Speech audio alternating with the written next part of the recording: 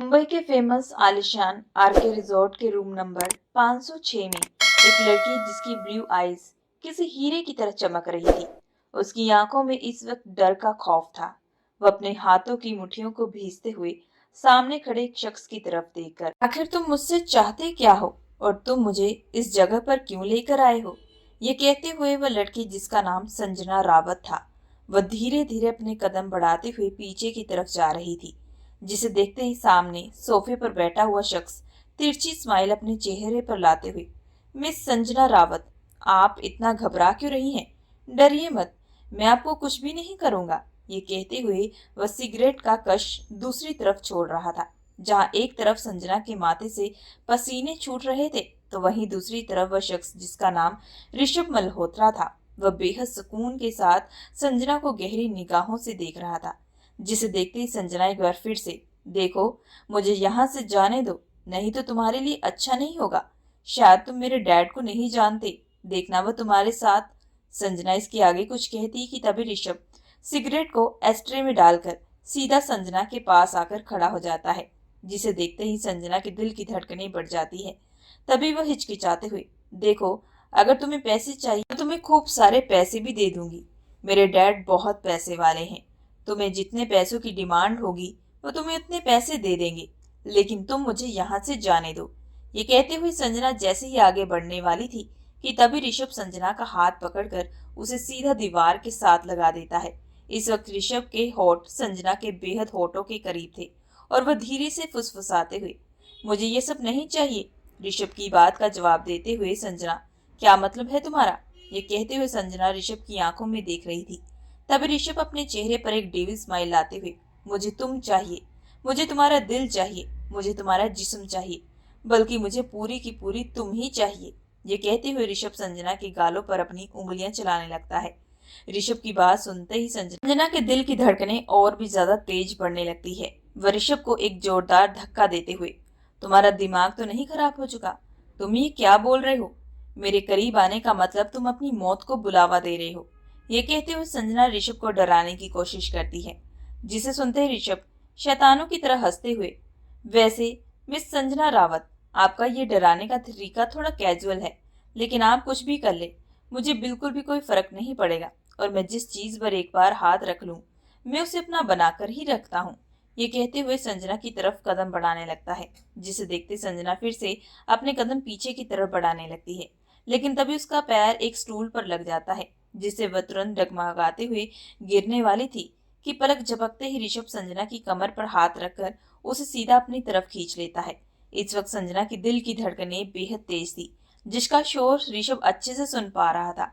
ऋषभ संजना के कानों के बेहद नजदीक आकर, मिस संजना रावत, जल्द ही आप मिस रावत से मिसेस मल्होत्रा बनने वाली हैं। जिसे सुनते ही संजना की आंखें बेहद बड़ी हो जाती है और वह गुस्से से चिल्लाते हुए, हाउ डेयर यू, तुम्हारी हिम्मत कैसे हुई? तुमसे कब से प्यार से बात करी हूँ, लेकिन तुम तो हो। इसके आगे संजना कुछ कहती कि तभी ऋषभ संजना का हाथ पकड़कर उसे सीधा अपने बेहद करीब कर लेता है। इस वक्त ऋषभ के होठ संजना के होठों के बेहद करीब थे। शायद तुम मुझे अच्छे तरीके से नहीं जानती, मिस संजना रावत, मेरा नाम ऋषभ मल्होत्रा है।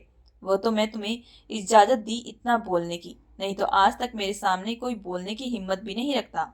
और जो मैंने तुम्हें कहा है उसके लिए अभी से तुम अपने आप को तैयार कर लो। ऋषभ की बात सुनते ही संजना, कभी नहीं, मैं तुमसे बिल्कुल शादी नहीं करूंगी। जिसे सुनते ही ऋषभ, तुम्हारे पास कोई ऑप्शन नहीं, इसी वजह से चुपचाप प्यार से इस बात को मान जाओ, नहीं तो। ऋषभ की बात का जवाब देते हुए संजना माथे पर बल डालते हुए, नहीं तो क्या करोगे? मुझे मार दोगे या फिर मुझसे जबरदस्ती शादी करोगे? ये कहते हुए संजना गुस्से से ऋषभ की तरफ देख रही थी। जिसे देखते ही ऋषभ के चेहरे पर एक डेविल स्माइल आती है। तभी वह अपनी पॉकेट में सिगरेट निकालकर अपने होठों पर रखता है और लाइटर जलाकर सिगरेट का कश लेते हुए दूसरी तरफ देखता है। इस वक्त मानो कमरे में पूरी शांति थी, लेकिन ये शांति किसी आने वाले तूफान का संकेत दे रही थी, जिसे संजना अच्छे से महसूस कर रही थी। करीब 2 मिनट की शांति के बाद ऋषभ सोफे पर बैठते हुए वह सिगरेट एस्ट्रे में डालता है और संजना की तरफ देखते हुए, तो ठीक है मिस संजना रावत, मैं आपके साथ शादी पहले सुहागरात मनाऊंगा। ऋषभ ने अपने मुंह से ये बात कही थी कि तभी संजना, क्या कहा तुमने? लगता है तुम्हारा दिमाग खराब हो चुका है। जो दिन दिहाड़े सपने देख रहे हो। जाकर अपने दिमाग का इलाज करवाना चाहिए। जब मैंने तुम्हें बार में देखा था तब मुझे लगा था कि तुम एक अच्छे इंसान हो, लेकिन नहीं, तुम तो एक निहायती घटिया इंसान हो।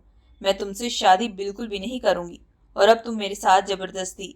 संजना इसके आगे कुछ कहती कि तभी ऋषभ बात को काटते हुए, मिस संजना, आप इतनी जल्दी हाइपर क्यों हो जाती हैं? पहले पूरी बात तो सुन लीजिए।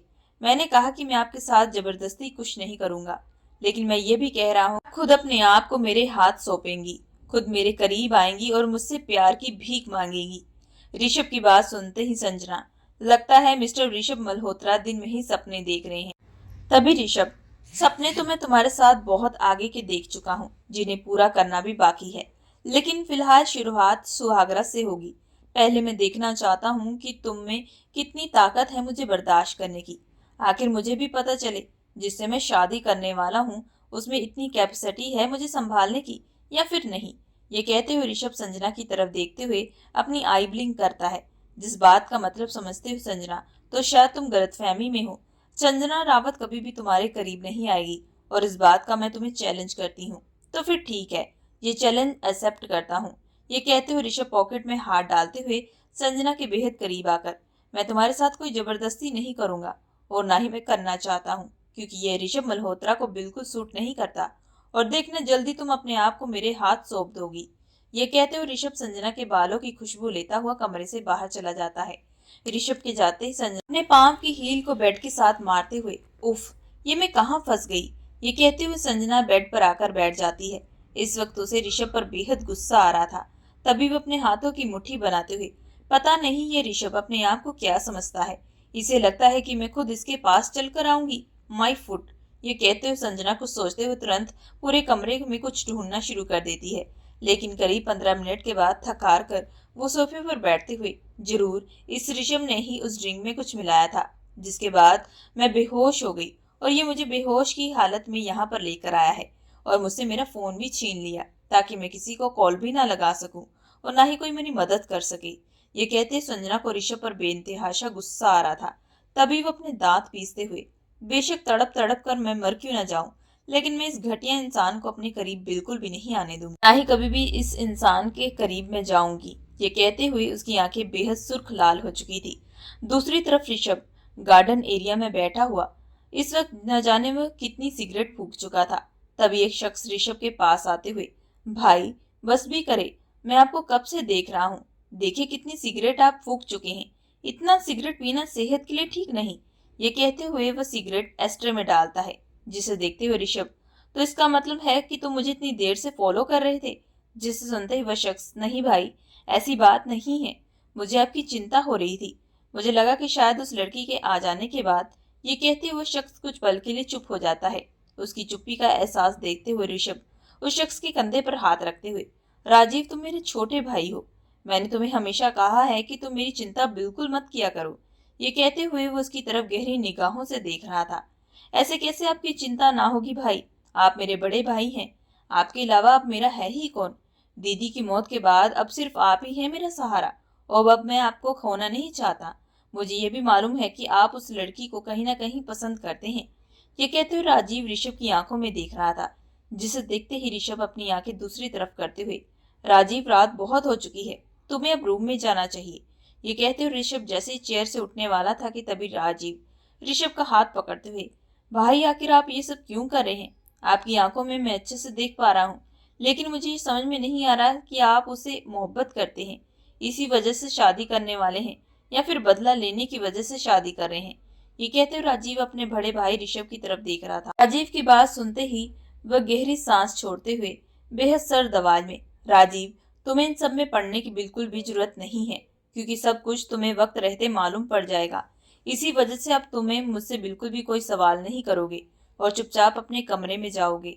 ये कहते हुए ऋषभ का चेहरा बेहद गुस्से से लाल हो चुका था, जिसे देखते हुए राजीव अपना सर झुकाते हुए चुपचाप वहां से चला जाता है। राजीव के चले जाने के बाद ऋषभ चांद की तरफ देखते हुए, नैना दी, मुझे पता है कि आप मुझे ऊपर से देख रही हैं, लेकिन आप चिंता बिल्कुल मत करिए, आपके साथ जितने भी गलत किया है मैं उसे उसके गुनाहों की सजा जरूर दूंगा। ये कहते हुए उसे अपने हाथों की मुट्ठी बना ली थी। तभी कुछ देर के बाद एक शख्स दौड़ते हुए, बॉस खबर मिली है कि मिस्टर दक्ष को पता चल चुका है कि मैडम को किसी ने अगवा किया है। इसी वजह से उनके आदमी लोग मैडम को ढूंढने की कोशिश कर रहे हैं। उस बॉडीगार्ड की बात सुनते ही ऋषभ के चेहरे पर एक शैतानी मुस्कुराहट आती है। जब तक दक्ष को पता चलेगा कि संजना कहाँ है, तब तक बहुत देर हो जाएगी। तब हमारी जंग का पहला कदम शुरू हो जाएगा। ये कहते हुए ऋषभ शैतानों की तरह हंसने लगता है, जिसे देखते हुए वह बॉडीगार्ड माथे से पसीने छूटने लगते हैं। लेकिन बॉस, आप आगे क्या करने वाले हैं? जिसे सुनते ही ऋषभ के चेहरे की स्माइल गायब हो जाती है। तभी वह उस बॉडीगार्ड के बेहद नजदीक आते हुए तुरंत उसकी गर्दन पर अपनी पकड़ मजबूत करते हुए, तुम्हें पता है ना कि मुझसे कोई सवाल करे मुझे बिल्कुल पसंद नहीं, लेकिन तुम मेरे इकलौते बहुत ज्यादा खास बॉडीगार्ड हो, इसी वजह से मैं तुम्हें छोड़ रहा हूँ। लेकिन आइंदा अपनी हद में रहकर बात करना। ये कहते हुए ऋषभ बेहद गुस्से दर्द भरी निगाहों से विनय को देख रहा था, जिसे देखते ही विनय अपनी नजर नीचे झुकाते हुए, सॉरी बॉस, आइंदा मैं ध्यान रखूंगा। जिसे सुनते ऋषभ, अब जाओ जल्दी से शादी की तैयारी शुरू करो। कल शाम को मैं शादी करने वाला हूँ और मैं नहीं चाहता कि मेरी शादी में कोई चीज की कमी रहे। हर चीज बिल्कुल परफेक्ट रहनी चाहिए। ये कहते ऋषभ अपने कदम पीछे की तरफ कर लेता है। ऋषभ की बात सुनते ही विनय, ओके बॉस, बिल्कुल भी चिंता मत करिए, सब कुछ परफेक्ट रहेगा। ये कहते हुए तुरंत वहां से चला जाता है। विनय के जाते ही ऋषभ अपनी गर्दन पर हाथ फेरते हुए, ऋषभ मल्होत्रा वो करेगा जिसने कभी कल्पना भी नहीं की होगी। अब मौत का बदला मौत से दिया जाएगा। ये कहते ही उसकी आंखें बेहद सर्द हो जाती है। रात के 1 बजे संजना कमरे के इर्द गिर्द चक्कर लगा रही थी। उसे समझ में नहीं आ रहा था कि वह कैसे इस जगह से बाहर निकले, लेकिन यहाँ से बाहर निकलने का कोई रास्ता भी नहीं था, क्योंकि जब ऋषभ कमरे से बाहर निकला था तो वह कमरे से बाहर को लॉक करके गया था, जिसकी वजह से यहाँ से भागने का कोई रास्ता नहीं था। इन सारी बातों को सोचते हुए संजना, पता नहीं ये ऋषभ मल्होत्रा आगे क्या करने वाला है। बोलकर तो ऐसा गया था जैसे मैं खुद पागलों की तरह इसके पास आने के लिए तड़पूंगी, लेकिन यह उसकी बहुत बड़ी गलतफहमी है, क्योंकि ये कभी नहीं हो सकता। ये कहते संजना अपने माथे से टपकते हुए पसीने को साफ करने लगती है, जिसे महसूस करते हुए संजना, ओफो, कितनी गर्मी लग रही है। ये कहते हुए संजना की नजर सामने दीवार पर लगे एसी की तरफ जाती है, जिसे देखते हुए संजना के माथे पर बल पड़ जाते हैं। तभी वह अपने आप से बड़बड़ाते हुए, मुझे पता है ये ऋषभ की कोई चाल होगी, मुझे वह तकलीफ देना चाहता कि मैं उससे मदद की गुहार लगाऊं। वह अच्छे से जानता है कि इतनी गर्मी में एसी के बिना रह पाना बेहद मुश्किल है, और मुझ जैसी हाई क्लास की लड़की एसी के बिना तो बिल्कुल भी नहीं रह सकती। इसी वजह से उसने एसी का रिमोट भी छुपा कर रख दिया है। लेकिन वह नहीं जानता कि मैं हार बिल्कुल भी नहीं मानूंगी, चाहे कुछ भी हो जाए। मैं उसके करीब नहीं जाऊंगी और ना ही उससे मदद मांगूंगी। संजना यही सब कुछ सोचते हुए सीधा क्लोजेट रूम की तरफ चली जाती है। जैसे ही डोर खोलती है तो उसमें संजना के हिसाब के अकॉर्डिंग कपड़े पड़े हुए थे, जिसे देखते ही संजना, ऐसा लगता है कि जैसे सब कुछ प्लानिंग के अकॉर्डिंग चल रहा हो, क्योंकि ये सारे कपड़े मेरे फिटिंग के अकॉर्डिंग है। तभी उन कपड़ों में से संजना एक बाथरोब निकालती है, जिसे देखते संजना, मैं क्यों ना जाकर एक शावर ले लेती हूँ, शावर लेने से मुझे थोड़ा आराम मिलेगा। ये सोचती है संजना, लेकिन कहीं वो ऋषभ का बच्चा कमरे में ना आ जाए। तभी संजना अपना सर झटकते हुए, नहीं नहीं, आखिर वह अब इस वक्त कमरे में क्या करने आएगा? अब तो रात के 1 बज रहे हैं, वह भी अपने कमरे में घोड़े बेचकर सोता होगा। मुझे ज्यादा सोचना नहीं चाहिए। वैसे भी इतनी गर्मी में मैं कमरे में बिल्कुल नहीं रह पाऊंगी। मुझे लगता है कि गर्मी के मारे मेरी जान निकल जाएगी। इससे अच्छा है कि मैं जाकर शावर ले लेती हूँ। ये सोचते हुए संजना वह बाथरोब लेकर सीधा वॉशरूम की तरफ चली जाती है। जल्दी जल्दी में वो अपने कपड़े लेकर जाना ही भूल चुकी थी। करीब 15 मिनट के बाद एक अच्छा सा शावर लेने के बाद संजना को काफी अच्छा महसूस हो रहा था। उसे पता था कि ऋषभ इस वक्त कमरे में नहीं आएगा, जिसकी वजह से वह बेफिक्र थी और टॉवल से अपने आप को अच्छे से सुखा रही थी कि तभी अचानक कमरे का दरवाजा खुलता है, जिसे देखते ही संजना बेहद घबरा जाती। इससे पहले संजना कुछ करती कि तभी पलक झपकते ही ऋषभ उसके सामने आकर खड़ा हो जाता है और उसे बेहद गहरी निगाहों से देखने लगता है। इस वक्त संजना के गीले बाल उसके पूरे बदन को गीले कर रहे थे। उसकी ग्रीन नीली आंखें तो और भी ज्यादा उसकी खूबसूरती को बढ़ा रही थी, जिसे देखते ही ऋषभ के चेहरे पर एक बड़ी सी स्माइल आती, जिसे देखते हुए संजना, तुम्हें शर्म नहीं आती? कमरे में आने से पहले दरवाजे को नॉक करना चाहिए। संजना इसके आगे कुछ कहती कि तभी संजना के होठों पर ऋषभ अपनी फिंगर रखती हुई, मिस संजना रावत, शायद आप भूल रही हैं, जिस जगह पर आप खड़ी हैं यहाँ का बॉस मैं हूँ, तो मेरे हिसाब से सब कुछ चलेगा और मुझे पूछने की जरूरत बिल्कुल भी नहीं है। मैं जब चाहूँ जहाँ चाहूँ वहाँ जा सकता हूँ। ऋषभ की बात सुनते हुए संजना अपना मुंह बनाते हुए, तो ठीक है, फिर तुम अब इतनी रात को यहाँ पर क्या कर रहे हो? क्या तुम मेरे साथ अब जबरदस्ती करने वाले हो? क्या तुम अपना वादा भूल चुके हो? इसके आगे संजना कुछ कहती कि तभी फिर से ऋषभ उसकी बात को काटते हुए, ऋषभ मल्होत्रा अपना वादा कभी भी नहीं भूलता और मैंने तुम्हें कहा था ना कि तुम खुद चलकर मेरे पास आओगी और खुद मुझे अपने आप को सौंप दोगी। ये कहते हुए ऋषभ के चेहरे पर एक तिरछी मुस्कुराहट आती है, जिसे देखते हुए संजना, मुझे लगता है कि तुमने अपने दिमाग का इलाज करवाना चाहिए, वही तुम्हारे लिए बेहतर रहेगा। संजना जैसे ऋषभ को धक्का देते हुए अलमीरा की तरफ बढ़ने वाली थी कि पलक झपकते ही ऋषभ ने संजना की गर्दन पर एक इंजेक्शन दिया। इंजेक्शन के दर्द से संजना की दर्द भरी आह निकली थी। संजना धीरे से, ये तुमने क्या किया? ये कहते हुए संजना हैरान भरी निगाहों से ऋषभ की तरफ देख रही थी कि तभी पलक झपकते ही ऋषभ संजना को अपनी बाहों में उठाते हुए, रिलैक्स मिस संजना, मैं आपको कुछ भी नहीं होने दूंगा। ये कहते हुए संजना को बिस्तर पर लाकर लिटा देता है। संजना को समझ में आ चुका था कि ऋषभ ने जरूर उसे कोई नशे का इंजेक्शन लगाया है, जिसकी वजह से अब उसके शरीर में एक अलग सा एहसास होने लगता है और उसे बहुत तेज गर्मी लगने लगती है। दूसरी तरफ ऋषभ चेयर पर बैठा हुआ संजना को बस गहरी निगाहों से देख रहा था और उसे देखकर उसके चेहरे पर एक शैतानी मुस्कुराहट आ रही थी। संजना उसकी मुस्कुराहट को फॉलो करते हुए, तुमने मुझे कोई इंजेक्शन लगाया है जिसकी वजह से अब मुझे बहुत ज्यादा गर्मी लग रही है। तुमने बिल्कुल भी अच्छा नहीं किया। संजना ने बड़ी मुश्किल से अपने आप को रोक कर रखा था। इस वक्त उसे इतनी गर्मी लग रही थी कि उसका दिल चाह रहा था कि वह एक बार फिर से जाकर शावर ले या फिर कोई कमरे का एसी ऑन कर दे। वह ऋषभ से बिल्कुल भी मदद नहीं लेना चाहती थी। इसी वजह से वह धीरे धीरे लड़खड़ाते हुए जैसे ही वॉशरूम की तरफ जाती है और वॉशरूम का नल ऑन करती है तो उसमें पानी नहीं आ रहा था। इसे देखते हुए संजना, ये पानी क्यों नहीं आ रहा? आखिर हो क्या रहा है यहाँ पर? ये कहते हुए संजना जैसे ही बाहर आकर ऋषभ की तरफ देखती है तो उसकी मुस्कुराहट देखकर संजना को समझ में आ चुका था कि ये सब कुछ ऋषभ करवा रहा है और जानबूझकर ये सब कर रहा है ताकि संजना उसे मदद की भीख मांगे। संजना गुस्से से चिल्लाते हुए, ये सब तुमने किया है ना, मैं अच्छे से जानती हूँ। संजना गुस्से से ऋषभ को बोल रही थी, लेकिन ऋषभ पर संजना की बातों का कोई असर नहीं हो रहा था। वह चुपचाप अपने फोन की स्क्रीन की तरफ देखते हुए अपना कोई काम कर रहा था। हार पछताकर संजना बिस्तर पर जाकर बैठ जाती है, लेकिन अब धीरे धीरे उसे एक अजीब सा एहसास होने लगता है। उसके अंदर के जज्बात अब बढ़ने लगते हैं, लेकिन उसने बड़ी ही मुश्किल से अपने जज्बातों पर कंट्रोल किया था। लेकिन जो ऋषभ ने उसे इंजेक्शन दिया की वजह से उसका अपने आप पर कंट्रोल कर पाना बेहद नामुमकिन था। धीरे धीरे वह खुद में खोने लगी थी, जिसकी वजह से वह अपने आप में तड़पते हुए, प्लीज ऋषभ, मेरी मदद कीजिए, मुझे अब बिल्कुल भी अच्छा नहीं लग रहा, मुझसे बिल्कुल भी सहन नहीं हो रहा, मुझे आपकी जरूरत है। इंजेक्शन की वजह से संजना को बिल्कुल मालूम नहीं था कि वह क्या बोल रही है। वह जो भी बोल रही थी उस इंजेक्शन के लगने की वजह से बोल रही थी। दूसरी तरफ ऋषभ संजना की बात सुनते ही तुरंत उसके बगल में आकर बैठ जाता है और उसके बालों की खुशबू को सूंघते हुए, आखिरकार तुम मेरे लिए तड़प रही हो। मैंने तुम्हें कहा था ना कि तुम मेरे पास आने के लिए तड़पोगी, खुद अपने आप को मेरे हाथों सौंप दोगी। ये बात सुनते ही संजना जोर से चिल्लाते हुए, प्लीज मेरी मदद करो, मुझे बहुत ज्यादा गर्मी लग रही है, मुझे बहुत ज्यादा अजीब सा फील हो रहा है, प्लीज कुछ करो। संजना के मुंह से ये शब्द सुनते ही ऋषभ के चेहरे पर एक शैतानी मुस्कुराहट आती है। वह संजना के होठों पर अपनी उंगलियां चलाते हुए, ऐसे नहीं मिस संजना रावत, प्यार से।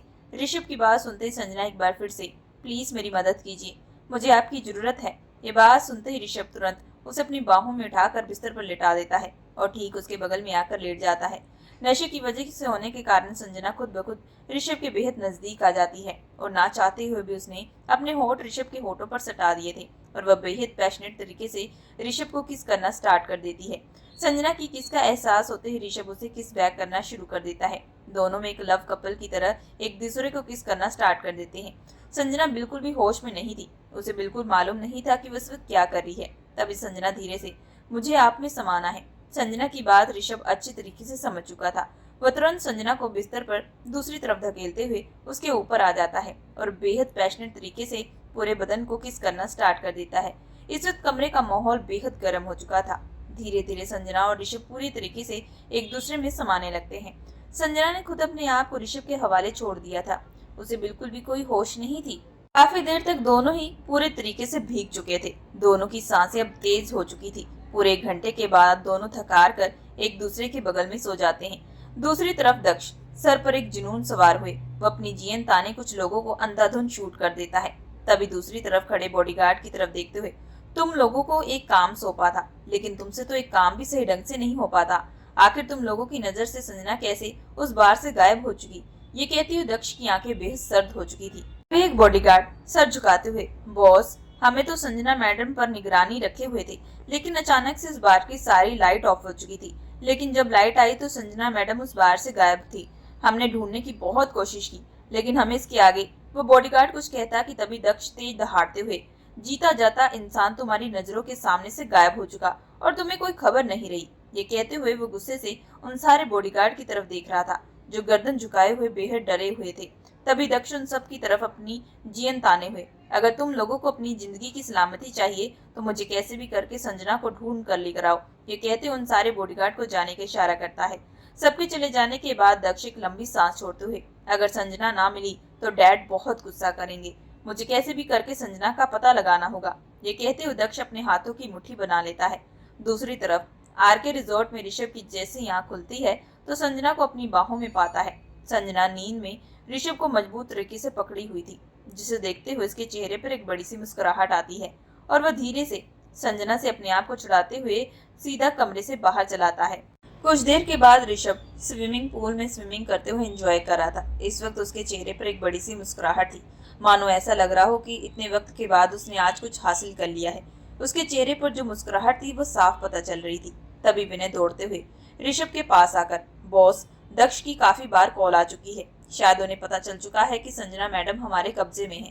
सुनते ही ऋषभ तो मिस्टर दक्ष को अब अपनी बहन की चिंता हो रही है। तभी विनय, लेकिन बॉस आपको पता है ना, अगर मिस्टर दक्ष को पता चल गया कि संजना मैडम हमारे पास है तो वो उन्हें यहाँ से ले जाएंगे और वह हीरे। इसके आगे वो कुछ कहता कि तभी ऋषभ बात को काटते हुए, तुम शायद भूल रहे हो, ऋषभ मल्होत्रा जिस चीज पर एक बार हाथ रख ले उसे कोई भी दूर नहीं कर सकता। और रही बात संजना की, आज शाम को शादी हो जाने के बाद संजना हमेशा हमेशा के लिए मेरी हो जाएगी और उसे मुझसे दूर कोई भी नहीं कर सकता।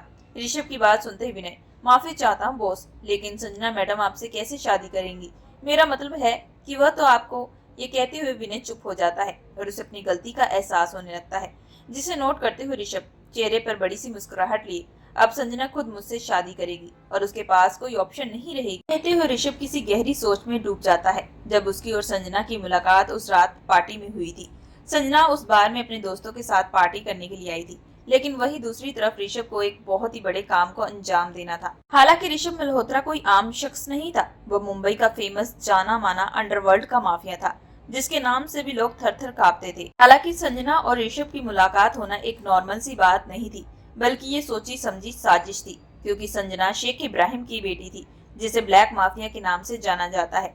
ऋषभ से पहले ब्लैक माफिया का ही राज था, लेकिन अपनी गद्दी छिन जाने की वजह से ब्लैक माफिया ऋषभ को बिल्कुल भी पसंद नहीं करता था। उसने न जाने ऋषभ को अपने रास्ते से हटाने के लिए कितनी सारी कोशिशें कर ली थी, लेकिन अपने सारी कोशिशों में वह नाकाम हो चुका था, क्योंकि ऋषभ हर बार ब्लैक माफिया से एक कदम आगे की चाल चलता था। ऋषभ मल्होत्रा बेशक अंडरवर्ल्ड का माफिया था, लेकिन वह गरीब लोगों का मसीहा था। आज तक न जाने उसने कितने गरीब लोगों की मदद की थी और भूखे लोगों को खाना दिया था, जिसकी वजह से लोग उसे और भी ज्यादा पसंद किया करते। ऋषभ दिखने में बेहद ही स्मार्ट और हैंडसम शख्स था, लेकिन आज तक उसने कभी भी किसी लड़की की तरफ एक आंख उठाकर भी नहीं देखा था।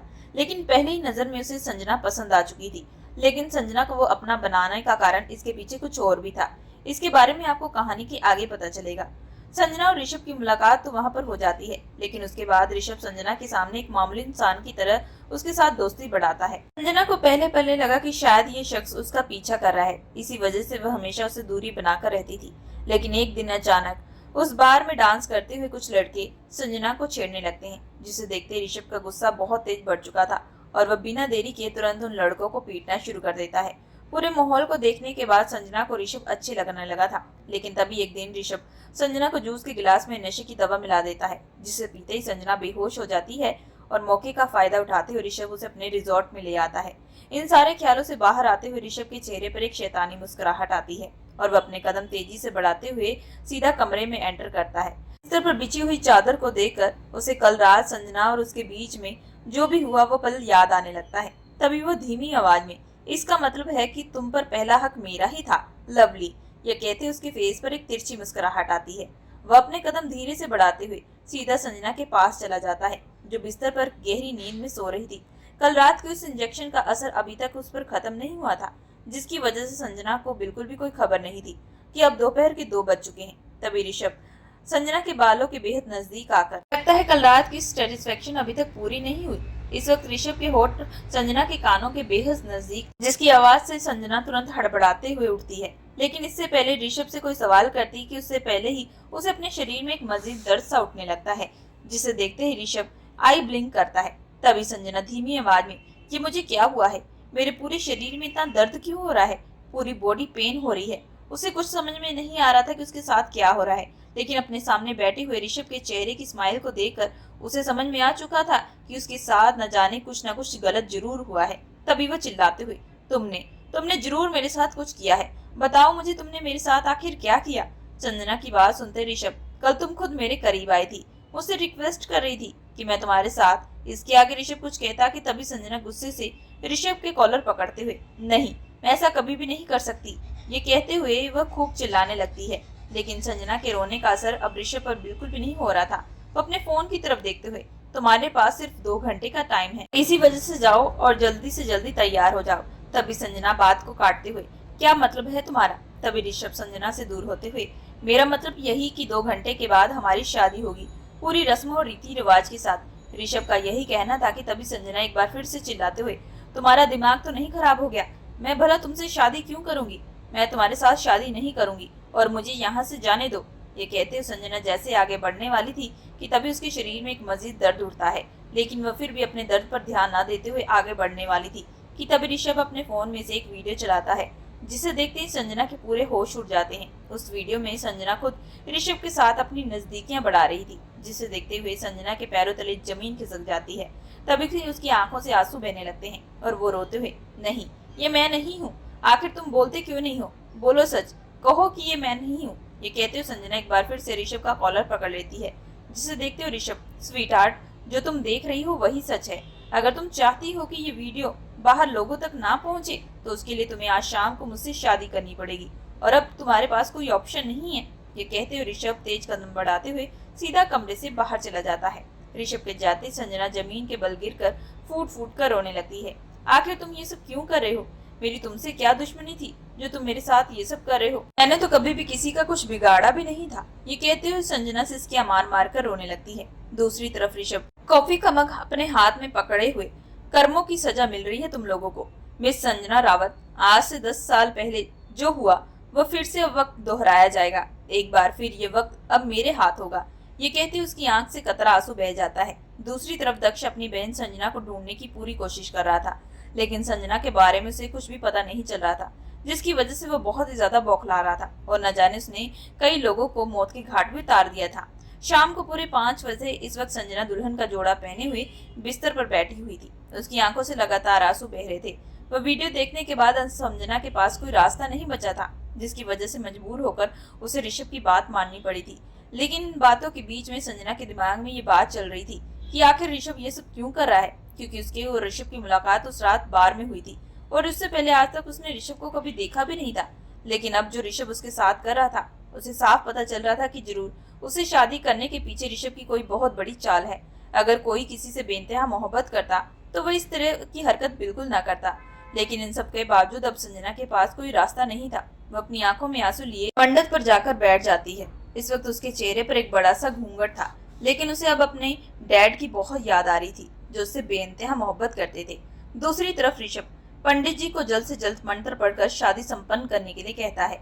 करीब कुछ देर के बाद ही शादी भी संपन्न हो जाती है। अब पूरे रीति रिवाज के अनुसार संजना ऋषभ की अब पत्नी बन चुकी थी, लेकिन संजना को अभी भी मालूम नहीं था कि ऋषभ कोई मामूली इंसान नहीं है, बल्कि वह एक बहुत ही बड़ा अंडरवर्ल्ड का माफिया है।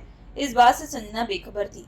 सुहागरात की रात संजना कमरे में बैठी हुई थी। इस वक्त पूरे कमरे को फूलों और लाइटों से सजाया गया था। संजना ने कभी भी नहीं सोचा था कि उसकी शादी इस कदर और ऐसे इंसान से होगी जिसके बारे में उसे कुछ मालूम नहीं होगा। इस वक्त उसके हाथ में फोन भी नहीं था। वह अपने डैड और भाई को कॉल करके ये सारी बात बताई, जिसकी वजह से वह फूट फूट कर रो रही थी। तभी कुछ देर के बाद ऋषभ दूल्हे की शेरवानी पहने हुए कमरे के अंदर दाखिल आता है, जहाँ एक तरफ संजना का रो रो कर चेहरा सूज चुका था, तो वहीं ऋषभ के चेहरे पर एक मुस्कुराहट थी। वह अपने कदम बढ़ाते हुए संजना के बेहद करीब आकर बैठ जाता है और उसके होठों पर अपनी उंगलियां चलाते हुए, क्या हुआ डार्लिंग, शादी की रात तुम इस तरह रो क्यों रही हो? तुम्हें तो खुश होना चाहिए, तुम्हारी शादी मुझसे हो चुकी है। कहते हुए वो अपनी आई ब्लिंक करता है, लेकिन संजना ऋषभ की बात का कोई जवाब नहीं देती। उसे ऋषभ पर इस वक्त बेइंतहाशा गुस्सा आ रहा था, लेकिन उसने बड़ी ही मुश्किल से अपने गुस्से को कंट्रोल किया था, जिसे देखते हुए ऋषभ अपनी शेरवानी को खोलते हुए, वैसे कल रात को हमारे बीच जो हुआ था वो तो तुम्हें बिल्कुल याद नहीं, लेकिन आज की रात तुम हमेशा याद रखोगी, ये कहते हुए वह धीरे से उसकी तरफ बढ़ने लगा था कि तभी संजना जोर से चिल्लाते हुए, इंसान नहीं भेड़िए हो, जाने कब से मेरे साथ अपनी मनमर्जियां किए जा रहे हो। तुम्हें बिल्कुल एहसास नहीं कि मुझ पर क्या बीत रही है। आखिर मैंने तुम्हारा क्या बिगाड़ा है जो तुम मेरे साथ ये सब कर रहे हो। ये कहते हुए संजना फूट फूट कर रोने लगती है। संजना की बात का ऋषभ कोई जवाब नहीं देता। वह बस अपने चेहरे पर मुस्कुराहट लिए उसके होठों को अपने होठों के बेहद करीब कर लेता है और धीरे से फुसफुसाते हुए, अब से तुम ऋषभ मल्होत्रा की पत्नी बन चुकी हो और इसी वजह से आज से अपने आप को बदल लो, क्योंकि मुझे बिल्कुल पसंद नहीं कोई मेरे सामने सवाल करे। ये कहते हुए वह संजना के हाथों को मरोड़ता है, जिससे संजना की दर्द भरी आह निकल जाती है। तभी संजना चिल्लाते हुए, छोड़ो मुझे, मुझे दर्द हो रहा है। तभी ऋषभ अपने चेहरे पर शैतानी मुस्कुराहट लिए, ये तो बस शुरुआत है मिस संजना, तुम ये सब बर्दाश्त नहीं कर पा रही। लगता है शेख इब्राहिम ने अपनी बेटी को बहुत नाजुक से पाला है। अपने डैड का नाम सुनते ही संजना की आंखें बेहद सर्द हो जाती है। तभी वह गुस्से से चिल्लाते हुए, इसका मतलब तुम मेरे डैड को अच्छे से जानते हो। उस रात बार में मिलना, फिर मुझसे शादी करना, जरूर इसके पीछे कोई न कोई वजह है। ये कहते हुए संजना गहरी निगाहों से ऋषभ के चेहरे की तरफ देख रही थी। तभी ऋषभ अपना चेहरा दूसरी तरफ करते हुए, हाँ तुमने सही सोचा, और जल्द ही शेख इब्राहिम की मौत की खबर तुम्हें सुनने को मिलेगी। इसके लिए अभी से तुम अपने आप को तैयार कर लो। अपने डैड के बारे में ये बात सुनते ही के गुस्से का तापमान बढ़ जाता है और वह तुरंत ऋषभ के सामने आकर, ये क्या बकवास कर रहे हो, तुम्हारा दिमाग तो नहीं खराब हो गया। तुमने मेरे डैड के साथ कुछ भी करने की हरकत की तो इसका अंजाम बहुत बुरा होगा। संजना का यही कहना था कि तभी ऋषभ संजना को गुस्से से दीवार के साथ लगाते हुए, जब तक मैं शेख इब्राहिम और दक्ष को अपने हाथों मार न लूं, तब तक मैं चैन की सांस नहीं लेने वाला। मुझे मेरे मकसद से कोई दूर भी नहीं कर सकता। ये कहते हुए ऋषभ संजना के बालों पर अपनी पकड़ मजबूत करता है। संजना आंखों में आंसू लिए, इसका मतलब तुम मेरे परिवार से बदला लेने के लिए ही मुझसे शादी किए हो, ताकि मुझे मोहरा बनाकर उन्हें जान से मार सको। मैं तुम्हारी चाल अच्छे से समझ चुकी हूँ, लेकिन ये बिल्कुल नहीं होगा। मैं अपने डैड और भाई को कुछ नहीं होने दूंगी, चाहे तुम कुछ भी कर लो। मैं तुमसे डरने वाली नहीं। संजना की आवाज सुनते ही ऋषभ, डर तो अब तुम्हें मुझसे रोज लगेगा, तुम खुद अपनी जान की भीख मांगोगी। ये कहते हुए ऋषभ संजना को गुस्से से बिस्तर पर पटकता है, जिससे संजना सीधा बिस्तर पर जा गिरती है। इससे पहले संजना अपने आप को बचाने की कोशिश करती कि तभी ऋषभ उसके बेहद नजदीक आ जाता है और उसके बालों को पकड़कर उसे पैशनेट तरीके से किस करना स्टार्ट कर देता है। लेकिन वह किस के बदले उसे दर्द भी दे रहा था। रात की वजह से संजना बेहद कमजोर थी। वह फिर भी ऋषभ को अपने से दूर करने की कोशिश करती है, लेकिन ऋषभ हट्टा कट्टा नौजवान शख्स था। उसके सामने वो बेबस हो चुकी थी। नफरत और जुनून के चक्कर में ऋषभ संजना को कई तरह से तकलीफ देता है, लेकिन इन तकलीफ को देते हुए ऋषभ धीरे धीरे बहकने लगा था और उसके साथ वह सब करने लगा जो संजना को बिल्कुल मंजूर नहीं था। आज वो पूरे होशोवाज में ऋषभ संजना पर अपना हक जता रहा था। पूरे 2 घंटे के बाद वह संजना से दूर होता है।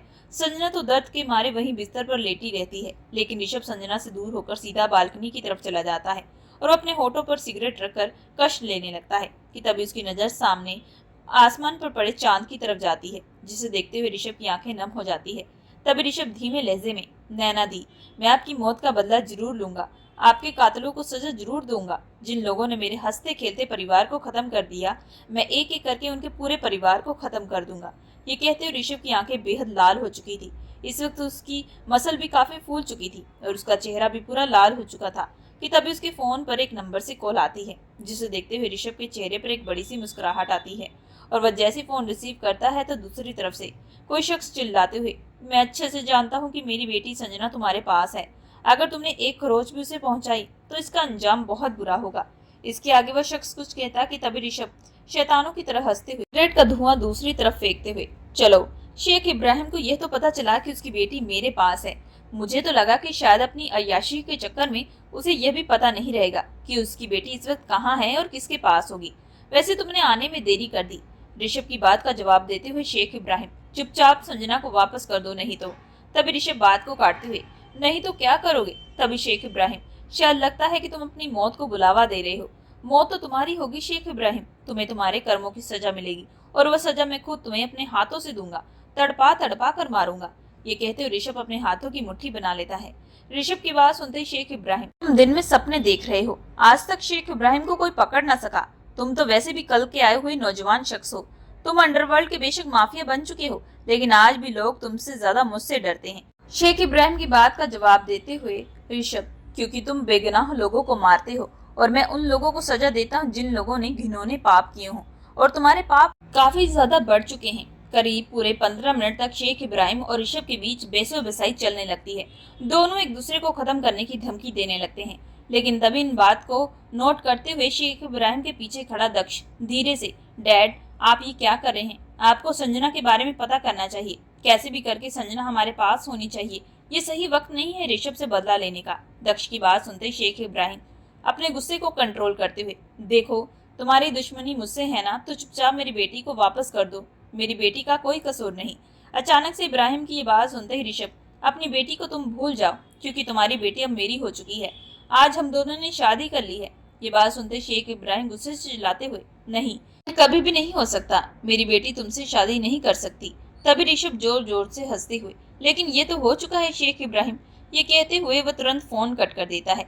ऋषभ के फोन रखते ही फोन पर एक नोटिफिकेशन आता है। शेख इब्राहिम जैसे उसे क्लिक करके ओपन करता है तो उसमें संजना और ऋषभ की फोटो थी, जिसमें दोनों दूल्हा दुल्हन के जोड़े में थे, जिसे साफ पता चल रहा था कि दोनों की शादी हो चुकी है। जिसे देखते हुए शेख इब्राहिम गुस्से से अपना फोन दूसरी तरफ पटकता है। तभी दक्ष, डैड शांत हो जाए, अब आप इतना गुस्सा मत करें। शेख इब्राहिम चिल्लाते हुए, कैसे ना करो गुस्सा, उस ऋषभ ने संजना से शादी कर ली है। अब संजना उसकी पत्नी बनकर उसके पास है। अब हम क्या करेंगे? तभी दक्ष, डैड आप उसकी चिंता बिल्कुल मत करें, मैं जल्द ही संजना को वापस लेकर आऊंगा, आई प्रॉमिस। दक्ष का यही कहना था कि तभी शेख इब्राहिम गुस्से से दहाड़ते हुए, अब तुम रहने ही दो। कुछ दिनों के लिए मैं बाहर गया था और कह के भी गया था कि संजना का ध्यान रखना, सिक्योरिटी भी दी थी, लेकिन इन सिक्योरिटी के बाद भी संजना कैसे उस ऋषभ के पास पहुंच गई? तुम्हें पता है ना कि संजना पूरे 25 साल की होने वाली है। इतने सालों से इस चीज का इंतजार किया था और आज वह चीज जब हमें हासिल होने वाली थी, उससे पहले ही संजना को वह ले जा चुका है। ये कहते हुए शेख इब्राहिम गुस्से से दक्ष की तरफ देख रहा था। तभी दक्ष, मुझे माफ कर दीजिए डैड, लेकिन मैं आपसे प्रॉमिस करता हूँ कि मैं संजना को जरूर वापस लेकर ही आऊंगा, मुझे उसके लिए कुछ भी करना क्यों ना पड़े। ये कहते हुए दक्ष जैसे ही आगे बढ़ने वाला था कि तभी शेख इब्राहिम, रुको, इतना आसान नहीं है संजना को ऋषभ मल्होत्रा से लेकर आना। ऋषभ मल्होत्रा कोई आम इंसान नहीं है, वह एक माफिया है जिसके आगे बड़े बड़े माफिया भी कमजोर है। उसका सामना ऐसे नहीं कर सकते, हमें कुछ बड़ा प्लान करना पड़ेगा। अगली सुबह ऋषभ की जैसे आंख खुलती है तो उसकी नजर बिस्तर पर लेटी हुई संजना पर जाती है, जिसे देखते उसकी आंखें बड़ी हो चुकी थी, क्योंकि इस वक्त संजना का पूरा शरीर नीला पड़ चुका था। जिसे देखते हुए ऋषभ संजना का चेहरा अपने हाथों में भरते हुए, लिसन, आंखें खोलो, क्या तुम ठीक हो? ये कहते उसे जगाने की कोशिश करता है, लेकिन इस वक्त संजना अपनी आंखें नहीं खोलती, जिसकी वजह से ऋषभ बिना देरी के उसे हॉस्पिटल ले जाता है। करीब आधे घंटे के बाद ऋषभ वार्ड के बाहर बेचैनी से इर्द गिर्द चक्कर काट रहा था। इस वक्त उसे संजना की बहुत ही ज्यादा चिंता सता रही थी। तभी डॉक्टर वार्ड से बाहर आकर, देखिए पेशेंट की हालत काफी खराब हो चुकी है, ऐसा लगता है कि किसी ने उनके साथ, डॉक्टर का जो कहना था ऋषभ उनकी बात अच्छे से समझ चुका था। तभी ऋषभ संजना के साथ बिताए हुए उसे पल याद आने लगते हैं, जब उसने गुस्से से संजना के साथ अपनी ज्यादती की थी। तभी डॉक्टर, हमने कुछ इंजेक्शन वगैरह दे दिए हैं, शाम को आप उन्हें वापस लेकर जा सकते हैं, लेकिन इसके बाद आपको उनका ख्याल रखना पड़ेगा। डॉक्टर के चले जाने के बाद ऋषभ वार्ड के अंदर चला जाता है। इस वक्त संजना बेहोश थी, लेकिन उसे देखकर ऋषभ काफी खराब महसूस कर रहा था। तभी वह तुरंत वार्ड से बाहर निकल जाता है। उसके सामने राजीव आकर खड़ा हो जाता है। तभी संजना के बारे में पूछता है, लेकिन राजीव की बात का ऋषभ कोई जवाब नहीं देता। लेकिन ऋषभ के चेहरे को देखकर राजीव समझ चुका था। तभी वह धीमे लहजे में, भाई आप ये सब क्यों कर रहे हैं? इंसान को तकलीफ दे रहे हैं जिससे आप बेइंतहा मोहब्बत करते हैं, और ये मोहब्बत मैं आपकी आंखों में साफ देख पा रहा हूँ। ये कहते हुए राजीव ऋषभ की आंखों में देख रहा था। तभी ऋषभ अपनी आंखें दूसरी तरफ करते हुए, गलत समझ रहे हो राजीव, ऐसा कुछ भी नहीं है, और दूसरी बात, तुम्हें इन सब मामलों में पड़ने की जरूरत नहीं है। मैंने तुम्हें बहुत बार कहा है, और ये तुम्हारा मैटर बिल्कुल नहीं है। संजना मेरी पत्नी है, मैं उसके साथ जैसा भी बिहेव करूं, तुम्हें बीच में बोलने की जरूरत नहीं है। ऋषभ के मुंह से ये बात सुनते ही राजीव अपना चेहरा नीचे झुका लेता है और उसे अपनी गलती का एहसास होने लगता है, और वह माफी मांगते हुए वहां से चला जाता है। हॉस्पिटल से डिस्चार्ज होने के बाद ऋषभ संजना को हॉस्पिटल से रिजॉर्ट ले आता है। हालांकि वह इस वक्त उसके करीब नहीं आता और ना ही उससे कोई बातचीत करता है, जिसे देखकर संजना बेहद हैरान रह जाती है। लेकिन संजना के दिल और दिमाग में यही बातें चल रही थी कि आखिर ऋषभ ये सब क्यों कर रहा है। एक तरफ उसे तकलीफ दे रहा है तो दूसरी तरफ उसके दर्द पर मलहम भी लगा रहा है। उस दिन के बाद ऋषभ संजना को बिल्कुल भी कोई तकलीफ नहीं देता। दोनों बेशक एक ही कमरे में सोते थे, लेकिन दोनों के बीच में बातचीत बिल्कुल भी नहीं होती। इसी तरीके से वक्त बीतने लगता है, लेकिन संजना वहाँ पर घुट घुट कर जी रही थी। उसे बिल्कुल भी समझ में नहीं आ रहा था कि उसके साथ ये सब क्या हो रहा है। एक दिन ऋषभ अपने स्टडी रूम में बैठकर कुछ कामों को अंजाम दे रहा था कि तभी एक बॉडीगार्ड भागता हुआ, बॉस शेख इब्राहिम यहाँ पर आ पहुंचा है। और वह संजना मैडम को यहाँ से ले जाने की धमकी दे रहा है। शेख इब्राहिम का नाम सुनते ऋषभ के चेहरे पर एक शैतानी मुस्कुराहट आती है। तभी वह अपने तेज कदम बढ़ाते हॉल में जाता है। इससे पहले ऋषभ कुछ कहता कि तभी शेख इब्राहिम गुस्से से चिल्लाते हुए, अगर तुमने मेरी बेटी आज वापस न की तो मैं अभी तुम सबको मौत के घाट उतार दूंगा। इब्राहिम की भी बात सुनते ऋषभ हॉल के बीचों बीच ब्लैक कलर के एक सोफे पर जाकर बैठ जाता है और बेहद शांति आवाज में, नीचे करके बात करो शेख इब्राहिम, ये तुम्हारा घर नहीं जो इस तरह चिल्ला चिल्ला कर बात कर रहे हो। अगर मैं चाहूँ तो तुम्हें यहाँ से बाहर भी नहीं जाने दूंगा और ये बात तुम अच्छे से जानते हो। इसी वजह से इन सब का कोई फायदा नहीं और अब तुम मेरे ससुर भी बन चुके हो तो उस हिसाब से मैं तुम्हारा दामाद हूँ, तो तुम्हें इस तरीके से बात नहीं करनी चाहिए। अगर तुमने कुछ भी भूल चुकी तो उसका अंजाम तुम्हारी बेटी को सहना पड़ेगा। ऋषभ की बात सुनते ही शेख इब्राहिम ऋषभ के करीब आकर, तुम्हें मेरी बेटी वापस करनी पड़ेगी, यहाँ पर मैं अपनी बेटी को लेने के लिए आया हूँ। ऋषभ गुस्से से चिल्लाते हुए, लगता है तुम्हें एक बात अच्छे से समझ में नहीं आती। तुम्हारी बेटी मेरी शादी हो चुकी है और वह मेरी पत्नी है और वह खुद तुम्हारे साथ नहीं जाना चाहेगी क्योंकि वह मुझसे बेइंतहा मोहब्बत करती है। ऋषभ की बात सुनते शेख इब्राहिम, नहीं ऐसी बात नहीं है, वह तुमसे मोहब्बत नहीं करती, तुमने तो उसके साथ जबरदस्ती शादी की है और उसे अपने पास रखा है। तुम मेरी बेटी को मेरे सामने लेकर आओ, मैं उससे बात करना चाहता हूँ। तभी ऋषभ, तो ठीक है, अगर उसने कहा कि वह तुम्हारे साथ नहीं जाना चाहती तो तुम्हें चुपचाप यहाँ से जाना पड़ेगा। ये कहते हुए ऋषभ कमरे की तरफ कदम बढ़ाने लगता है और जैसे एंटर करता है कि उसकी नजर सामने सोफे पर बैठी हुई संजना पर जाती है। अपना मन उदास किए अपने ही ख्यालों में गुम थी। तभी ऋषभ बिना देरी के उसका हाथ पकड़ता है, जिसे देखते हुए संजना अपने ख्यालों से बाहर आते हुए, ये क्या कर रहे हो, मुझे कहाँ लेकर जा रहे हो। तभी ऋषभ, बाहर शेख इब्राहिम आया है, इसी वजह से तुम्हें उनके सामने जाकर कहना पड़ेगा कि तुम उनके साथ नहीं जाना चाहती और मेरे साथ यहीं रहना चाहती हो। ऋषभ की बात सुनते संजना, अगर मैंने ये ना कहा तो। संजना की बात सुनते ऋषभ चेहरे पर मुस्कुराहट लिए, तो मैं तुम्हारी वीडियो जिसमें तुम खुद बेताब हो रही थी, मेरे करीब आने के लिए तड़प रही थी, वह वीडियो मैं पूरी वायरल कर दूंगा। ऋषभ की मुंह से ये बात सुनते ही संजना आंखों में आंसू लिए, तुम इतने घटिया इंसान होगे ये मैंने सोचा भी नहीं था। तभी ऋषभ आई ब्लिंक करते हुए, मैं तुम्हारी सोच से भी कई ज्यादा खराब हूँ, तो चुपचाप मेरे साथ चलो। ये कहते उसका हाथ पकड़कर सीधा बाहर हॉल में ले जाता है और अपने डैड को अपनी आंखों के सामने देखकर संजना की आंखों से आंसू बहने लगते हैं, लेकिन वो अपने आंसू को कंट्रोल करते हुए, डैड मैं ऋषभ से प्यार करती हूँ, इसी वजह से मैंने उनसे शादी की है, आप प्लीज यहाँ से चले जाएं। संजना की बात सुनते शेख इब्राहिम, लेकिन बेटा तुम तो इस इंसान को नहीं जानती, ये बहुत घटिया इंसान है। इसके आगे शेख इब्राहिम कुछ कहता कि तभी ऋषभ संजना को कमरे में जाने का इशारा करता है और शेख इब्राहिम के सामने चिल्लाते हुए, संजना ने भी तुम्हें कह दिया है, इसी वजह से चुपचाप शांति से चले जाओ, नहीं तो मैं तुम्हें धक्के देकर यहाँ से निकलवाऊंगा। ये कहते हुए ऋषभ बॉडीगार्ड को इशारा करता है, जिसे देखते हुए शेख इब्राहिम, जरूर इसमें तुम्हारी कोई चाल है, तुमने ही संजना को कहा होगा ये सब करने के लिए, तुमने ये सब करके अपनी मौत को बुलावा दिया है, मैं जल्द ही तुमसे तुम्हारा सब कुछ छीन लूंगा। ये कहते हुए शेख इब्राहिम वहां से चला जाता है। दूसरी तरफ संजना कमरे में बैठी फूट फूट कर रो रही थी। आज इतने वक्त के बाद उसने अपने डैड को अपनी आंखों के सामने देखा था, लेकिन वो उन्हें सच्चाई बिल्कुल भी ना बता सकी, जिसकी वजह से वो अंदर ही अंदर फूट फूट कर रो रही थी। तभी ऋषभ कमरे के अंदर दाखिल होता है और संजना को रोता हुआ देखकर, तुम तो ऐसे रो रही हो जैसे तुम्हारे बाप की मौत हो चुकी हो। इस बात को सुनते ही संजना आंखों में आंसू लिए गुस्से से चिल्लाते हुए, बकवास बंद करो और अपने मुंह को लगाम दो, तुम मेरे डैड के साथ ऐसा कुछ नहीं करोगे, अगर तुमने ऐसा कुछ भी किया तो मैं अपने आप को। संजना इसके आगे कुछ कहती कि तभी ऋषभ संजना के होठों पर अपनी फिंगर रखते हुए, इसके आगे तुम्हारे मुंह से एक शब्द और निकला तो मैं अभी इसी वक्त कुछ ऐसा करूंगा जो तुम जिंदगी भर याद रखोगी। अगर तुमने अपने आप को हानि पहुंचाने की कोशिश की तो मैं तुम्हारे डैड और भाई का वो हाल करूंगा, वह जिंदगी भर तड़प तड़प कर जिएंगे, मैं उन्हें नरक से भी बदतर वाली जिंदगी दूंगा। ऋषभ की बात सुनते संजना, आखिर तुम ये सब क्यों कर रहे हो, ये सब करके तुम्हें मिल क्या रहा है। ये कहते हुए संजना की आंखों से लगातार आंसू बहने लगते हैं। अगर तुम मुझसे मोहब्बत भी करते तो मैं तब भी तुम्हारी इन सारी हरकतों को बर्दाश्त करती, लेकिन तुम्हारी बातों और तुम्हारी हरकतों से साफ पता चलता है कि तुम मुझसे मोहब्बत नहीं बल्कि नफरत करते हो और किसी नफरत की वजह से ही तुमने मुझसे शादी की है और मैं आज वह वजह जानना चाहती हूँ। ये कहते हुए संजना ऋषभ की आंखों की तरफ देख रही थी, लेकिन तभी ऋषभ उसकी बात का ना जवाब देते हुए सीधा कमरे से बाहर चला जाता है। ऋषभ के जाते संजना घुटनों के बल गिर कर फूट फूट कर रोने लगती है। आखिर ये सब कब तक चलता रहेगा, मुझे सच जानना है, आखिर मुझे किस बात की सजा दी जा रही है। दूसरी तरफ ऋषभ अपनी आंखें नम करता हुआ सीधा स्टडी रूम में जाता है और तुरंत अपने बॉडीगार्ड को इशारा करते हुए, सब काम जल्द से जल्द शुरू करो, मैं काम जल्द से जल्द अंजाम देना चाहता हूँ। ऋषभ की बात सुनते ही वो बॉडीगार्ड, बॉस काम हो चुका है, दक्ष इस वक्त हमारी हिरासत में, हमारे आदमियों ने उसे पकड़ कर रखा है, ये बात सुनते ही ऋषभ के चेहरे पर एक बड़ी सी मुस्कुराहट आती है। वो अपना हाथ पॉकेट में डालते हुए, गुड, आज दक्ष को उसकी गुनाहों की सजा मिलेगी, ये कहते हुए वह कदम बढ़ाते हुए सीधा बाहर की तरफ चला जाता है। तो वहीं दूसरी तरफ संजना दरवाजे के बाहर छुपकर ऋषभ की ये सारी बात सुन लेती है, जिसे सुनते ही मैं ये सब बिल्कुल भी नहीं होने दूंगी, ये कहते हुए वह भी ऋषभ के पीछे पीछे जाने लगती है और चुपचाप ऋषभ की गाड़ी में बैठ जाती है।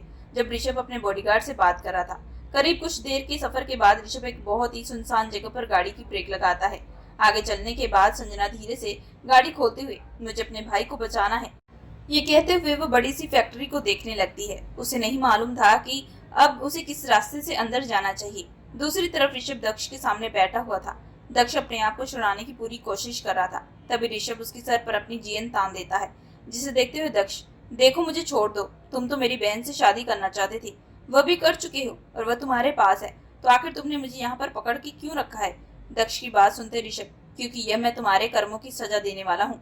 ये बात सुनते ही दक्ष, क्या मतलब है तुम्हारा। तभी ऋषभ, तो चलो मैं तुम्हें बता ही देता हूँ, वैसे भी बनने से पहले तुम्हारा ये जानना तो जरूरी होगा तुम्हें किस वजह से सजा दी जा रही है। तो सुनो अच्छे से, आज से 10 साल पहले नंदनी नाम की लड़की, जिसे तुमने अपने प्यार के जाल में फंसाया था, शादी की उम्मीदें दी थी, यहाँ तक कि उसके बच्चे के बाप भी बन चुके थे, और पूरे 5 साल तक तुम उस लड़की का इस्तेमाल करते रहे। लेकिन जब उस लड़की ने शादी की बात कही तो तुमने उसके सारे सपने तोड़ दिए और उसे रास्ते से हटाने के लिए एक सुनसान जगह पर बुलाकर उसका कत्ल कर दिया।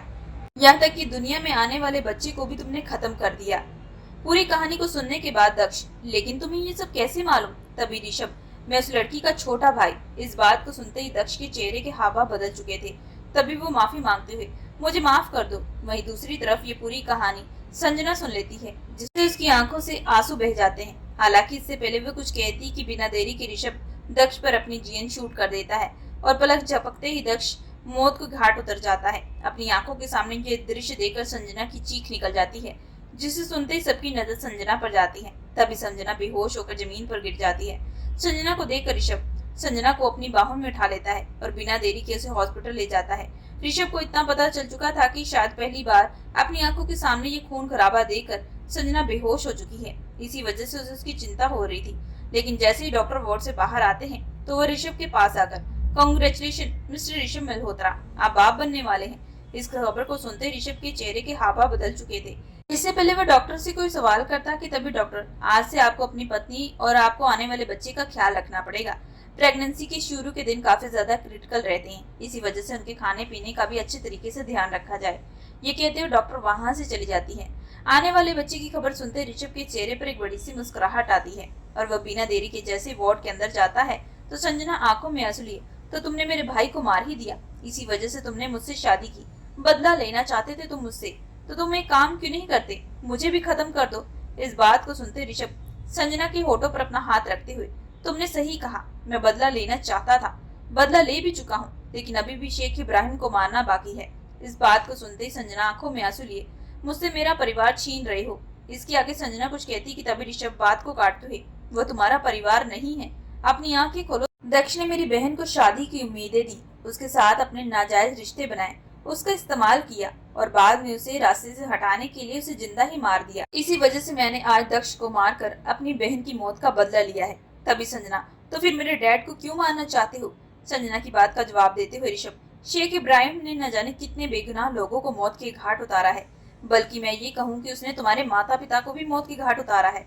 ये बात सुनते ही संजना, ये तुम क्या बकवास कर रहे हो, मैं जो कह रहा हूँ वो सच कह रहा हूँ। तभी संजना चिल्लाते हुए, नहीं तुम झूठ बोल रहे हो, मेरे डैड मुझसे बहुत प्यार करते हैं, वह तुमसे कोई प्यार नहीं करते, बल्कि उसने तुम्हें सिर्फ और सिर्फ अपने मतलब के लिए रखा है।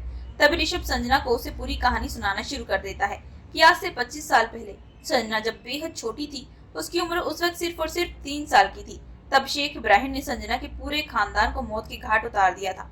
क्योंकि संजना एक बहुत ही ज्यादा अमीर खानदान की बेटी थी, उसके पूर्वजों की काफी करोड़ों की संपत्ति थी और उन्होंने करोड़ों की संपत्ति में से एक जमीन ऐसी थी जिसमें हीरो की पोटली जमीन में छुपाई गई थी।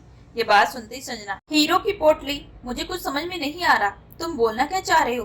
तभी ऋषभ, आज से कई साल पहले अंडरवर्ल्ड के कई और माफिया थे, उनके बीच में हीरो की काफी रेस भी थी, जिसमें से अंडरवर्ल्ड के टाइकून उस हीरो को बचाते हुए वह हीरो की पोटली उस जमीन में छुपा दिए थे, जो जमीन तुम्हारे दादा परदादा ने तुम्हारे नाम की थी। इसी वजह से शेख इब्राहिम ने तुम्हारे पूरे खानदान को खत्म कर दिया। तुम इतनी छोटी थी कि तुम उसे ही अपना बाप मानने लगी, लेकिन शेख इब्राहिम तुम्हारे 25 साल होने का इंतजार कर रहा था, क्योंकि 25 साल होने के बाद वह जमीन जहाँ पर अब फैक्ट्री भी बन चुकी थी वह लीगल तौर से तुम्हें मिल जाएगी। शेख इब्राहिम वहां जाकर उन हीरो को आसानी से निकाल सकता है। इन सारी बात को सुनने के बाद संजना, लेकिन आज तक मुझे सब के बारे में पता क्यों नहीं चला? क्योंकि शेख इब्राहिम ने कभी भी तुम्हें सच पता लगने ही नहीं दिया। दक्ष तो शेख इब्राहिम का खून है, वो उसका सगा बेटा है। इस पूरी कहानी को सुनने के बाद संजना की आंखों से लगातार आंसू बहने लगते हैं। तभी वो रोते हुए, आखिर मेरी जिंदगी के साथ ये सब क्या चल रहा है? जिसे मैं अपना मानती हूँ वे मेरे अपने नहीं थे, जो मेरे अपने थे वो कब की इस दुनिया से जा चुके हैं। ये कहते हुए संजना सिसकियां मार मार कर रोने लगती है, जिसे देखते हुए ऋषभ उसे चुप कराता है। तभी संजना कुछ सोचते हुए, तो फिर तुम मुझसे इतनी नफरत क्यों करते हो? मैंने तो तुम्हारा कुछ बिगाड़ा नहीं था, तो तुमने मुझसे शादी क्यों की? वह सब मेरे साथ क्यों किया? प्लीज मुझे बताओ। तभी ऋषभ, क्योंकि जब दक्ष और मेरी बहन नंदिनी का रिश्ता था तब नंदिनी दी मुझे तुम्हारे बारे में बताया करती थी।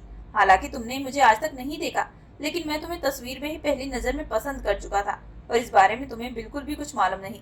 लेकिन उसके बाद जब दक्ष ने मेरी बहन नंदिनी के साथ ये सब किया तो मैंने ठान लिया था कि मैं भी वही करूंगा जो दक्ष ने मेरी बहन के साथ किया है, और उसे भी पूरी तकलीफ दूंगा। लेकिन तुमसे शादी करने के बाद मुझे कुछ दिनों के बाद पता चला कि दक्ष तुम्हारा सगा भाई नहीं है। ये सारी हकीकत मुझे बाद में पता चली। इसी वजह से मैंने उस दिन से ठान लिया था कि अब मैं शेख इब्राहिम को भी उसके किए की सजा दूंगा और वह सारे हीरे अपने पास लूंगा, क्योंकि वह हीरे किसी सही इंसान के पास होने बहुत जरूरी है। पूरी कहानी को सुनने के बाद संजना आंखों में आंसू लिए, मुझे माफ कर दो ऋषभ, मैंने तुम्हें गलत समझा। तभी ऋषभ संजना के आंसू साफ करते हुए, नहीं संजना, इसमें गलती तुम्हारी नहीं बल्कि उन लोगों की है जिन्होंने ये सारा खेल रचा। ये कहते हुए ऋषभ संजना को अपने गले लगा लेता है।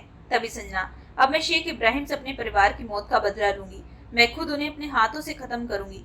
ये सुनते हुए ऋषभ, नहीं संजना, तुम ये सब नहीं कर सकती, क्योंकि तुम्हारे पेट में हमारा बच्चा है, इसकी हिफाजत हमारे लिए बहुत जरूरी है। अब जिसको जो सजा देनी होगी मैं खुद अपने हाथों से दूंगा, बस उसके लिए तुम्हें काम करना पड़ेगा।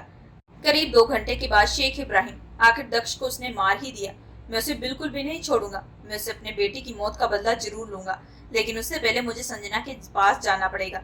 वह कैसे भी करके आज ऋषभ से चंगुल से बाहर निकली है और मुझे मौका पाकर संजना को अपने पास लाना होगा, क्योंकि वह हीरे मेरे लिए बहुत जरूरी है। वह हीरे लेकर मैं संजना को भी हमेशा हमेशा के लिए खत्म कर दूंगा, उसके बाद मुझे संजना की बिल्कुल जरूरत नहीं होगी। ये कहते हुए गाड़ी की रफ्तार तेज करता हुआ सीधा वहां चला जाता है जहां पर संजना ने उसे बुलाया था। उसे बिल्कुल भी कोई आइडिया नहीं था कि इसके बाद उसके साथ क्या होने वाला है। शेख इब्राहिम को लगा था कि इस वक्त संजना अकेली है, इसी वजह से वह अपने बॉडीगार्ड को बिना लिए अकेला ही उस जगह पर पहुंच जाता है जहां पर संजना है और उसे आवाज लगाने लगता है। तभी संजना सामने आते हुए, आप आ गए डैड, मैं आपका कब से इंतजार कर रही थी। संजना देखते हुए, शेख इब्राहिम, मेरी बच्ची, ये कहते हुए वो झूठ मूठ के आंसू लिए उसे अपनी तरफ करने की कोशिश करता है कि तभी संजना, इतनी जल्दी क्या है डैड, आप कुछ देर रुक जाएं। ये बात सुनते शेख इब्राहिम, लेकिन क्यों बेटा? तभी ऋषभ पीछे से, क्योंकि आज तुम्हें तुम्हारे कर्मों की सजा मिलेगी। ऋषभ को अपने सामने देखकर शेख इब्राहिम संजना की तरफ देखता है, जो अपने चेहरे पर मुस्कुराहट ले उसे देख रही थी। शेख इब्राहिम, तो इसका मतलब तुमने जानबूझकर वह सारा नाटक किया और तुम इस ऋषभ के साथ मिल चुकी हो। क्या तुम भूल रही हो कि मैं तुम्हारा डैड हूँ? तुम मेरे साथ ऐसे कैसे गद्दारी कर सकती हो? ये बात सुनते ही संजना, गद्दारी मैंने की है, आपने मुझे धोखा दिया है, आपने मेरे परिवार को कब का खत्म कर दिया, मुझे पाल पोस कर बड़ा किया ताकि मैं आपको अपना डैड समझूं, आपको ही अपना जीवन दाता समझूं। जब मेरी 25 साल की उम्र हो जाए तब वह हीरो की पोटली आप अपने हाथ में ले ले। ये पूरी कहानी सुनते ही शेख इब्राहिम के पूरे होश उड़ चुके थे। तभी वह संजना की तरफ हैरान भरी नजरों से, ये तुम्हें किसने मालूम? तभी ऋषभ, शेख इब्राहिम, तुम एक कदम आगे की सोच सकते हो तो मैं तुमसे 2 कदम की आगे की चाल चलता हूँ। ये कहते हुए ऋषभ संजना की तरफ अपनी जीएन फेंकता है, जिसे देखते ही शेख इब्राहिम, देखो संजना, तुम मेरी बच्ची हो, मैं तुम्हारा बाप हूँ, इस शख्स की बात मत सुनो। इसके आगे शेख इब्राहिम कुछ कहता है कि संजना रोते हुए, आप मेरे बाप नहीं हैं, बल्कि आप हैवान हैं, जिसने मेरे परिवार को मुझसे छीन लिया। ये कहते हुए संजना अपनी जीएन शूट कर देती है, जिसकी वजह से गोली सीधा इब्राहिम के गले पर जा लगती है और वह तुरंत जमीन पर ढेर होकर गिर जाता है। संजना घुटनों के बल गिरकर फूट फूट कर रोने लगती है, जिसे देखते हुए ऋषभ उसे सहारा देते हुए अपने गले लगा लेता है।